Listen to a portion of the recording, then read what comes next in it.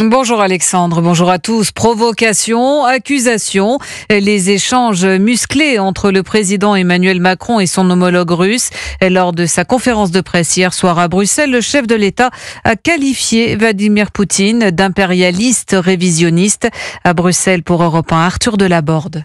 Vladimir Poutine le compare à Napoléon en faisant référence à l'issue catastrophique de la campagne de Russie en 1912 et pour répliquer, Emmanuel Macron ne mâche pas ses mots. Il fait un contresens historique et ça m'étonne de lui. Napoléon menait des conquêtes. La seule puissance impériale que je vois aujourd'hui en Europe s'appelle la Russie. Et c'est un impérialiste révisionniste de l'histoire et de l'identité des peuples. Le Kremlin parle d'une menace après sa proposition de protection de l'Europe par le parapluie nucléaire français, mais le chef de l'État persiste et signe. Sur la dissuasion nucléaire, on va ouvrir un dialogue à la fois stratégique et technique. Se suivront des échanges au niveau des chefs d'État et de gouvernement pour regarder d'ici la fin du semestre s'il y a des coopérations nouvelles qui peuvent voir le jour. Emmanuel Macron adresse également un message à Donald Trump. Nous sommes des alliés loyaux et fidèles, que quiconque ose en douter regarde simplement l'histoire contemporaine qui est la nôtre. Elle justifie tout simplement ce que nous avons pour les États-Unis d'Amérique, que j'ai pour ses dirigeants, respect et amitié. Et je pense qu'on est en droit de réclamer la même chose. Un appel à la loyauté alors que le président américain émet des doutes sur l'engagement de la France envers les États-Unis dans le cadre de l'OTAN.